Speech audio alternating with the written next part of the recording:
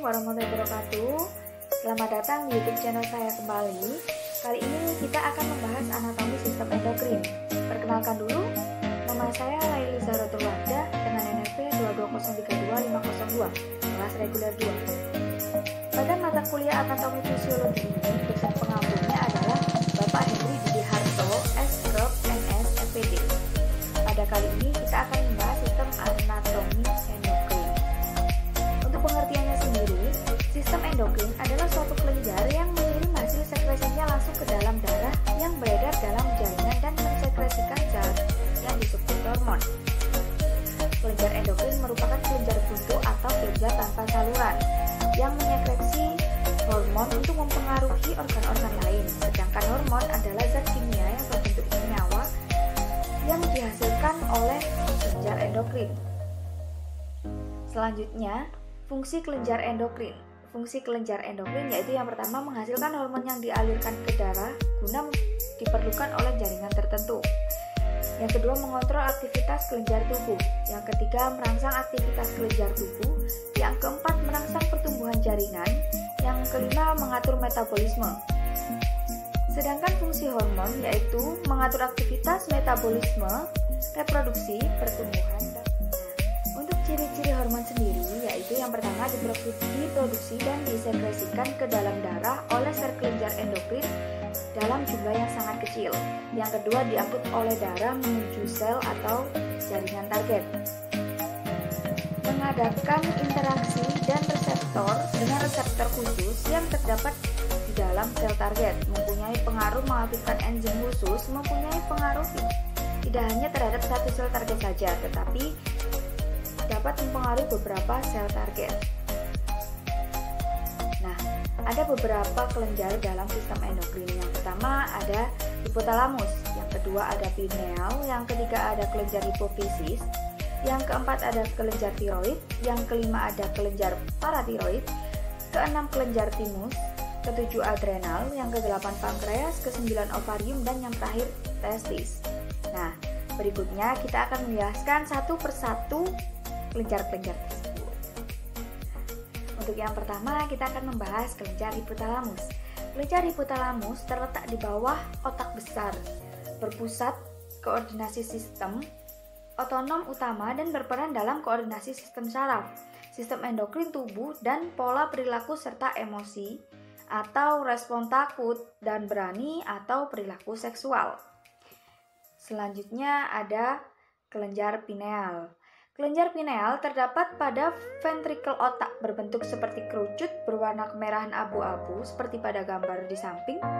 Kelenjar ini terdiri dari sel-sel penting pinealosit yang disongsong oleh sel-sel gula. Kelenjar pineal memiliki beberapa fungsi penting, termasuk juga dalam sekresi hormon melatonin.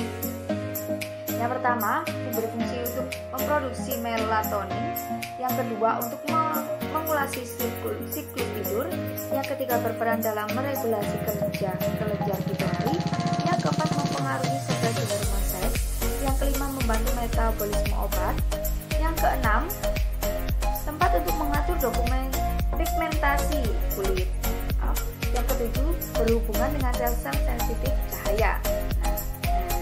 Barusan kita udah bahas dua ya kelenjarnya. Selanjutnya ada kelenjar hipofisis atau master of gland yang terletak ada di dasar bawah otak atau di bawah kelenjar hipotalamus. Kelenjar hipofisis atau kelenjar pituitari adalah kelenjar yang paling banyak menghasilkan hormon. Untuk lebih tahu detail lengkapnya bisa dilihat pada gambar. Nah, disitulah letak kelenjar hipofisis. Memang terlihat kecil, tapi menghasilkan banyak sekali hormon bagi tubuh kita. Selanjutnya, ada kelenjar tiroid atau kelenjar gondok. Kelenjar tiroid terletak di leher bagian depan di sebelah bawah laring yang terdiri dari dua lobus. Hormon yang dihasilkan hormon tiroksin, hormon triiodontironin, hormon kalsitonin. Hormon ini dibuat oleh follikel jaringan tiroid dari asam amino atau tiroksin yang mengandung yodium. Jika kelenjar tiroid kita meradang, akan terjadi penyakit gondok dan membengkak. Selanjutnya ada kelenjar paratiroid. Kelenjar paratiroid terletak di dekat kelenjar tiroid atau kelenjar gondok yang merupakan kelenjar hasil penyusunan somatotrof atau hormon pertumbuhan. Struktur Bentuknya berjumlah 4 kelenjar kecil yang saling berdekatan dan terletak di belakang kelenjar tiroid. Untuk gambarnya bisa dilihat ada 4 titik, yaitu di belakang kelenjar tiroid ada kelenjar paratiroid. Selanjutnya ada kelenjar timus. Kelenjar timus terletak di sepanjang rongga trakea di rongga dada bagian atas. Kelenjar yang bertanggung jawab pada pertumbuhan manusia. Hormon yang dihasilkan adalah hormon timosin. Fungsi kelenjar ini sebagai memproduksi sel-sel putih, sel-sel darah putih yang disebut limfosit atau sel T, mengaktifkan pertumbuhan badan, mengontrol kekebalan tubuh, dan mengurangi aktivitas pertumbuhan kelamin. Nah, selanjutnya ada kelenjar adrenal. Kelenjar adrenal atau kelenjar anak ginjal atau kelenjar suprarenalis adalah kelenjar endokrin berbentuk segitiga yang terletak di atas ginjal. Kerja kelenjar adrenal ini diatur oleh kelenjar pituitari atau kelenjar hipofisis. Nah, kan kelenjar hipofisis banyak sekali fungsinya, meskipun kecil banyak sekali fungsinya ya. Kerja kelenjar adrenal ini diatur oleh kelenjar pituitari atau hipofisis, terdiri dari 2 bagian utama, yaitu yang pertama korteks adrenal bagian luar, yang kedua medula adrenal atau bagian dalam. Nah, yang selanjutnya ada kelenjar pankreas. Kelenjar pankreas merupakan sekelompok sel yang terletak pada pankreas sehingga dikenal dengan Langerhans. Nah, hormon endokrin pankreas diproduksi di bagian pulau Langerhans. Di dalam pulau-pulau Langerhans terdapat sel alfa, sel beta, dan juga sel delta. Hormon yang dihasilkan hormon insulin yang disekresikan oleh sel beta, hormon glukogen yang disekresikan oleh sel alfa, dan hormon somatostatin yang disekresikan oleh sel delta. Nah, yang terakhir kita membahas kelenjar gonad. Kelenjar gonad dibagi menjadi 2, yaitu kelenjar ovarium dan kelenjar testis. Yang pertama kita bahas yaitu kelenjar ovarium. Sepasang organ berbentuk seperti buah kenari. Ovarium terdiri dari 2 lapisan utama, yaitu korteks bagian luar dan medula di bagian pusat, menghasilkan hormon estrogen dan progesteron, relaksin dan inhibin. Relaksin membantu dilatasi uterus pada akhir kehamilan, dan inhibin menghambat sekresi folisel stimulating hormone atau FSH pada akhir siklus menstruasi. Yang kedua yaitu kelenjar testis. Kelenjar testis merupakan organ reproduksi internal pada pria berbentuk seperti telur dan terletak di dalam kantong skrotum.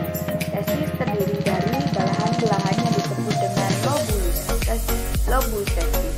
Terdiri dari 200 sampai 300 lobulus. Nah, yang dihasilkan yaitu menghasilkan hormon testosteron dan inhibin.